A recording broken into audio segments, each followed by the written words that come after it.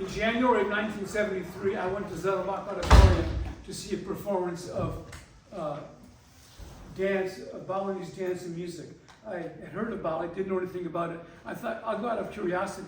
And I said to my friend, if this is boring, let's leave in the middle. When I left, my brain was totally reconfigured, and it changed my entire life. I'd never seen anything so beautiful, ever. Now, I studied mime in Paris, and I learned how to do all these isolations. And I was very good at it, and I had a school in Berkeley of movement theater, physical theater, and I taught people how to do all these isolations, along with other things. So, what I saw, I recognized, but it was different, but it was recognizable. And I walked out of that theater, oh my God.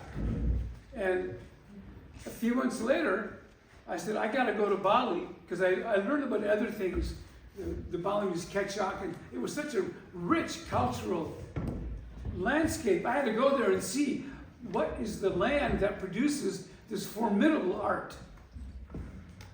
So I left, I closed my school, was on Shattuck Avenue, went to Bali for 3.5 months, and I just wanted to see. Then when I get there, I found out, you know what? You can study mass theater. What? Yeah. Oh, okay. And I ended up with Pak Kakula. Pak Kakula was one of the great, great dancers and teachers. Now, you know, in Bali, I don't know how it is today, but in Bali then, there were no weekends, no Saturdays and Sundays. So you studied 7 days a week. It was great. I went to his house 7 days a week for 3.5 months, and it was pure heaven. And he taught me all these moves. And after 2 months, he says, I want you to dance with me. In the villages, in full everything. So here.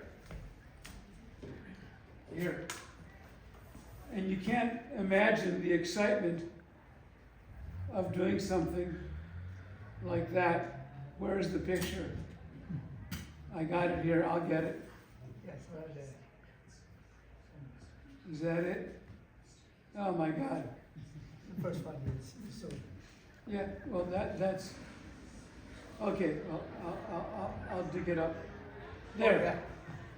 Okay, believe it or not, ladies and gentlemen, that's me in Bali. And you can't imagine the excitement. Now, I'll tell you something so interesting. Hold it up a little bit more. The relationship between the music and the dancer in Balinese dance is very different from the relationship between dancer and music in anything Western, ballet, modern, or anything. And in the West, the music and the dancer, they move on two parallel courses, never touching. In Bali, da, da, da, it's all percussion. Da, da. You're being motivated. It's like dancing inside an erupting volcano. You can't imagine the excitement. And the gamelan is taking cues off of you. You go faster, they go faster. Anyway, excitement beyond measure. Then I came back to Berkeley, and I continued my school, and I went back to Bali 5 years later. Because I got involved in ASCA. As soon as they came back, like in December of 1973, ASCA was opening like in January, I think. And it's like Bali came to Berkeley. It was incredible. And I studied mass carving. Pak Majiti was brought here to teach mass carving from Java. But I was witnessing all this. Oh, here. So you have here Wenten. And here, come on, come on, come on. Okay.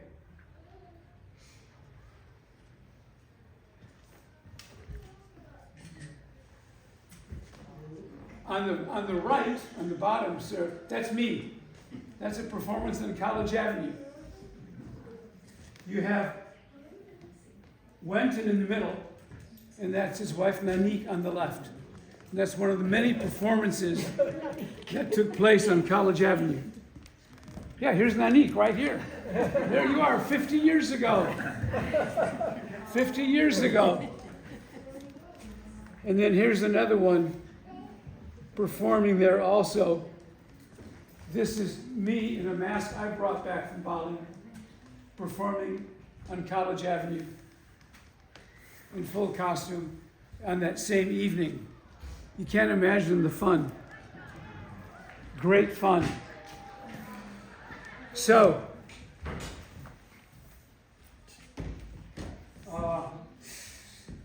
I got some masks here. So I started carving, and I came back to Berkeley afterwards, and I continued carving and carving and carving. So here's a mask I carved out of redwood. Pardon?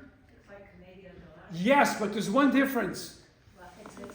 I'm sorry you brought that up, because this can get me onto a half-hour expose on the difference between Balinese masks and Canadian masks, and why the Balinese got it right, and the Italians did not. I hate to say it because I love Canada, and a lot of people in this country who make masks, they don't get it. What the Balinese got right is that their half masks cover the upper lip, whether there are teeth or not. And it comes down, pardon me,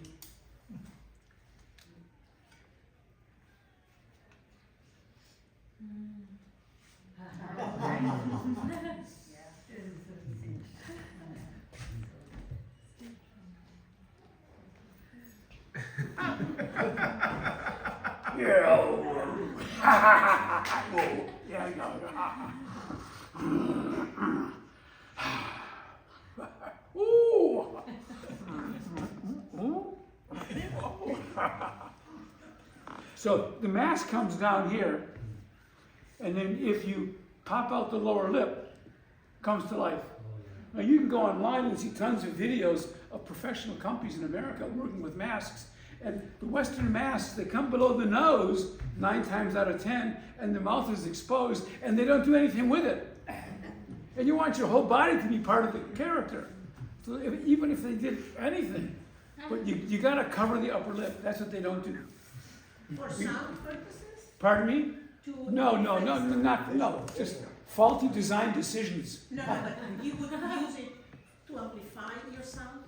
I use what to amplify the sound? Your mask coming down? No. No, only goes to there, so you can talk on the bottom. It increases the expression. We don't have to worry about increasing the voice. You can do it, okay? So that's one mask. This is another mask. This is the first mask I ever carved. It's out of redwood.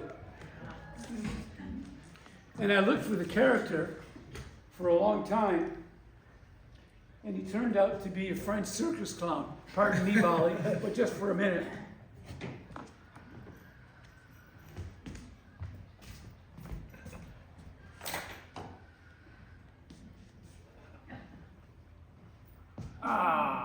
Alors, moi, je m'appelle Dopo. Ça, c'est mon nom. Dopo. Attendez. Je me sens très vite. J'enlève mon chapeau. Et je mets mon nez.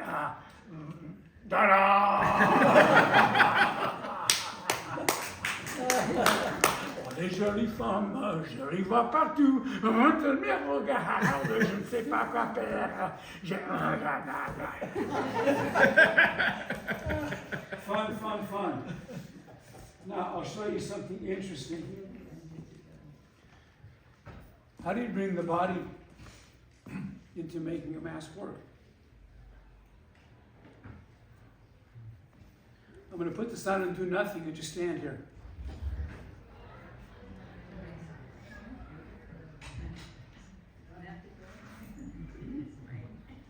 Now I'm going to do something.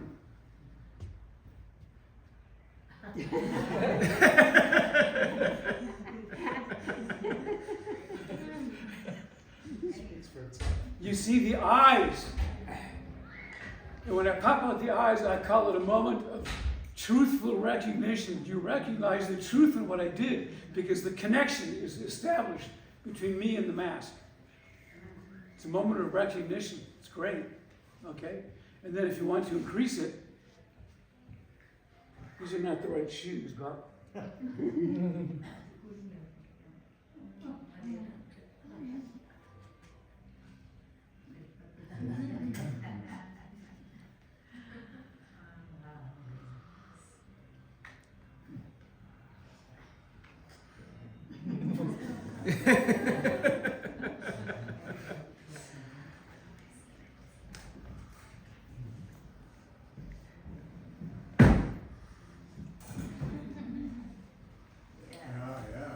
It's so interesting, isn't it? Each little move can convey. Each little move can convey. Okay, this is a mask I made 40 years ago out of celastic. You can't use celastic anymore. It's against the law. But, and I want to put, this hasn't been worn in 40, you want to put it on? And just stand here, cafe. like you're at the cafe, just put it on. Okay. Just put it on and stand there. Okay, good.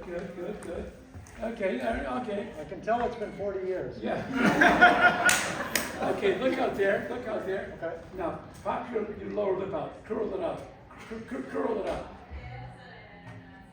Curl it out. Like that? Yeah. And get your chin forward too. There. What's going on? Now, put your shoulders up a little bit to your ears. There. Yeah. Turn your feet out a little bit. There you go. Okay, thank you. It's just these little cues, and they bring out the whole life. Here's a different one, quite sad. Okay? And what's interesting is when you get into a mask and you see different emotions, you see sadness, but you'll see something else. If I pull it off,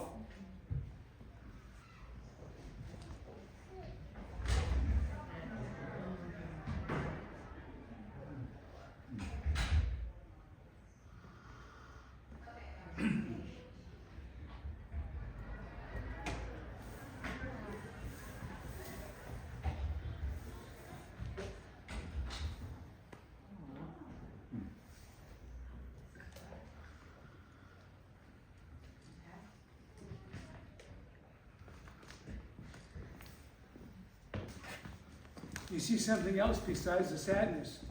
And I'll show you the best one for that contrasting emotion. Where is it? Where is it? Oh, where is he? Oh, yeah. You just give me the cue. Okay, now give me the... Okay, I just need a chin here. I'm going to finish with this. Powerful mask. This I remember I was told was the Prime Minister. Okay? He wanted to be king but didn't make it. But you're going to see the different emotion that comes out of here. I'd say he's angry. Would you agree he's angry? Yes. But let's see if we can get something else out of it.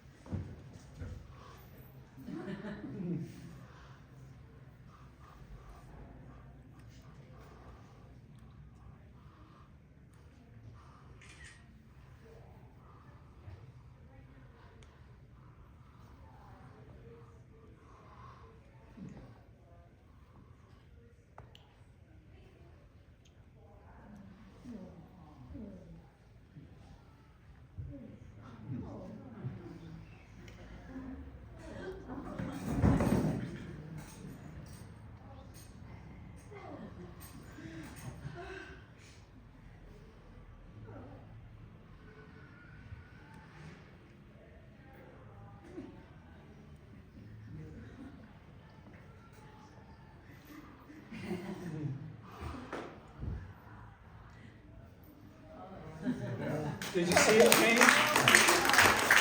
Okay, Wenten, come on. All right. Thank you. Hey, great pleasure. Yes, everyone. My name is Nyoman Wenten. Actually, I performed with Danny a couple of times. I'm from Bali, so I brought some mass also. So the history of Balinese topeng mass is actually deep rooted from religion background and courtly tradition in Bali. And just a simple, make a long story short, we have two different kind of mass dance drama.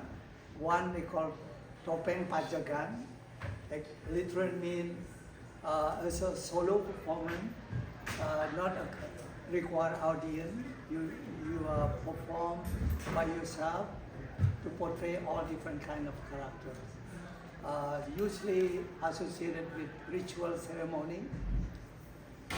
In the temple ceremony, for example, 5 years of ceremony in the temple, 3 months long. So I did my volunteer, my time in Bali, perform for different ceremony. We call akil balik, human ceremony like cremation, tooth filing, wedding ceremony, all those things. And I brought a few mass, so just a continuation of what Lenny said. So I don't want to take a lot of time. So the mass without painting, yes, just plain like this, right? And this is Lenny mass, and then mine now. I gave it to him today. It's been on my wall for the last 40 years. This is the mass, another mass without paint, and this similar mass they call topeng sidakarya. Is the most important topeng and ritual ceremony. Sida is mean finish karya ceremony. So without this mass, the ceremony is not done. So this similar. You can paint it black or white or any different color. Yeah. So and the order of characters come out. If you do topeng pajagan, so first is they call panglemar. Panglemar is mean topeng display the ability of the dancers, portray the characters. First they call topeng keras. The characters mainly for strong male character like warrior. And this is the first mass, could be chosen maybe 2 different masks. The first one, panglemar, is Do you have one of those with you? Yes. One mass is topeng keras. This type of warrior dance. This is from my grandfather. He's almost 150 years old. Coba. Yeah. Then this mass actually made out of wood. They call polywood. Only grow at cremation ground. It's cemetery. This mass. This actually very old mass. Okay, so I put it on, and I move a little bit for this. Usually accompanied by gong or full orchestra. Yeah, okay. Na na na na na na na na na na na na na na na na na.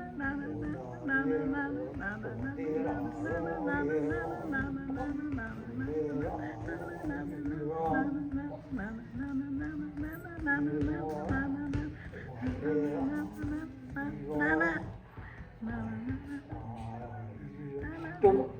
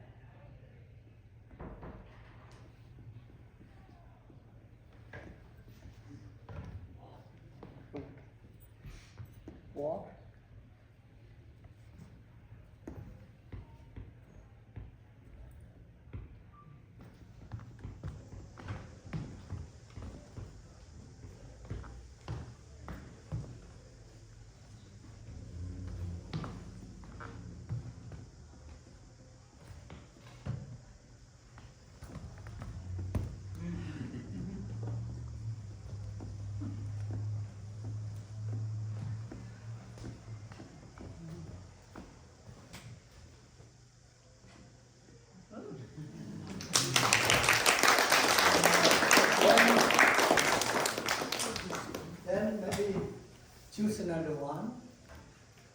Maybe two type of topping class, but if not, then next characters appear is the old man dance. Is the very wise old man and usually advisor to the king. This type of mass. Very need to be experienced dancer to do this because it's so subtle and take maybe 10 years experience before you do this.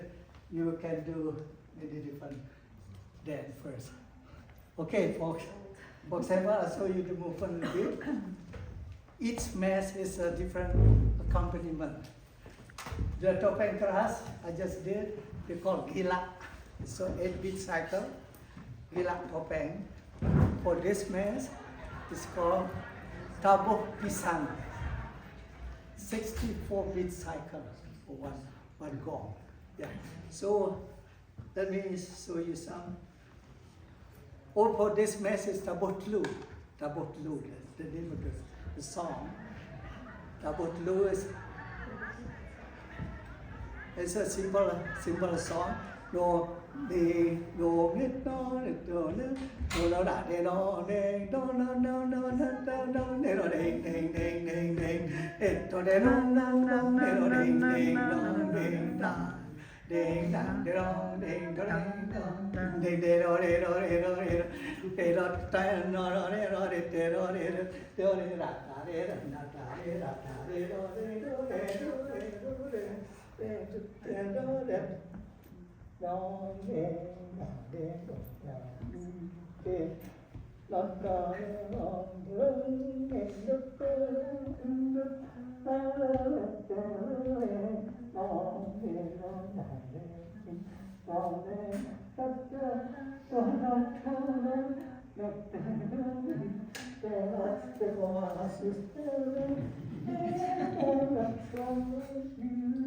Oh, my sock too.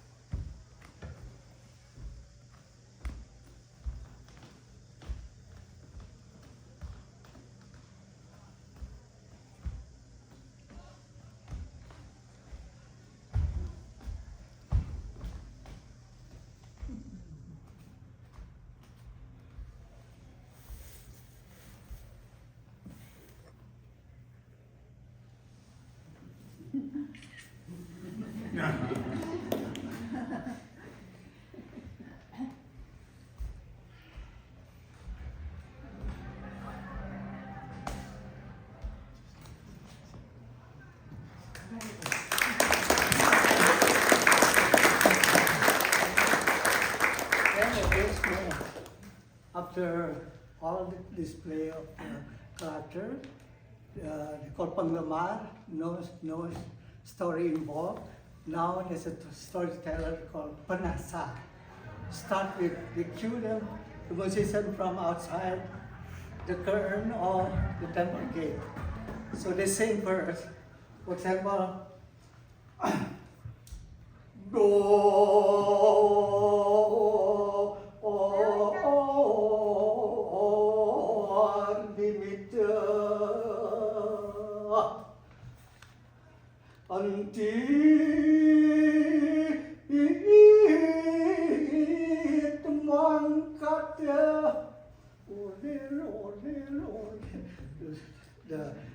the gamelan called Papan. Bapak Panasan,